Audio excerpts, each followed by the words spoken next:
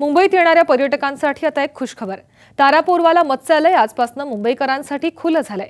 स्थानिक माशांव्यतिरिक्त परदेशातनं आयात केलेले दुर्मिळ शोभिवंत मासेही एकाच ठिकाणी पाहायला मिळणार आहेत। मुख्यमंत्री देवेंद्र फडणवीसांच्या हस्ते या मत्स्यालयाचं उद्घाटन करण्यात आलं। 2.5 वर्षांपासून नूतनीकरणासाठी हे मत्स्यालय बंद होतं। तारापूरवाला मत्स्यालयाच्या उद्घाटनाच्या निमित्तानं मत्स्यालय पाहण्यासाठी पर्यटकांनी भरपूर गर्दी केली होती। लहानांपासून मोठ्यांपर्यंत सारेच जण इथं आले होते। हे मत्स्यालय पाहिल्यानंतर बच्चे कंपनीला काय वाटलं याविषयी त्यांच्याशी संवाद साधलाय आमचे प्रतिनिधी मंगेश चिवटे यांनी।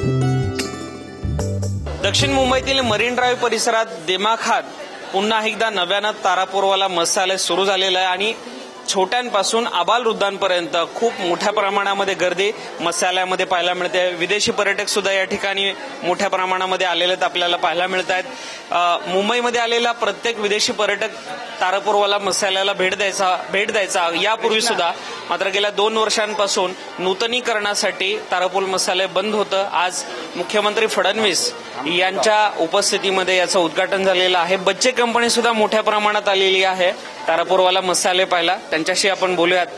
काय काय पाहिलं, कोणकोणते मासे पाहिले? Puffer fish, gold fish, catfish.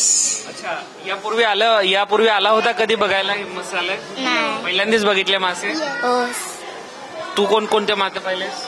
मी पॅरोट फिश, शार्क, अरवाना, भरपूर सारे आहेत। Purple fish, parrot fish, jelly fish.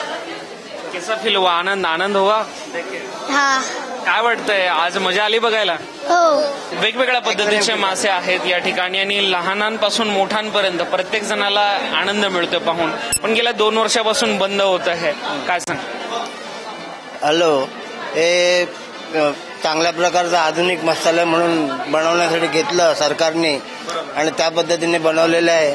समुद्र तळातील जी काही माशांची जी निसर्ग असतो ती माहिती इथे मिळते। कोरल्स म्हणा किंवा ट्रिगर फिश म्हणा किंवा त्यांचं कल्चर कसं असतं हे इकडे प्रत्यक्षात दाखवलेलं आहे। फी स्ट्रक्चर आज तर हे मोफत आहे, मात्र उद्यापासून फीस किती द्यावं लागणार आहे, पैसे किती मोजावे लागणार आहेत? उद्यापासून मोठ्यांना 60 रुपये व छोट्यांना 30 रुपये मोजावे लागतील। शैक्षणिक सहली जर आल्या, शैक्षणिक सहलीला 30 रुपये आहे सवलतीमध्ये। सगळ्यासाठीच चांगलं झालेलं आहे आणि 2 वर्षापासून लोकांची गैरसोय होत होती ती आता ऑटोमॅटिकच दूर झालेली आहे आणि लोक आनंदी होत आहेत आता बघितल्यामुळे। नवीन मासे यापूर्वी बघितलेले नाहीत ते पाहत आहेत। तुमच्या चेहऱ्यावर सुद्धा आम्ही आनंद बघतोय, बच्चे कंपनीच्या चेहऱ्यावर सुद्धा आपण आनंद बघतोय। गेल्या 2 वर्षांपासून हे मसाले बंद होतं आणि त्यामुळं गैरसोय होत होती, मात्र आता हे पुन्हा एकदा तारापूरवाला मसाले नव्या रूपात नव्या ढंगामध्ये सुरू झालेला आहे आणि आबालवृद्ध या ठिकाणी मोठ्या प्रमाणामध्ये पाहण्यासाठी गर्दी करतात। कॅमेरा पर्सन अनुप कुलकर्णीसह मंगेश चिवटे, साम टीव्ही, मुंबई।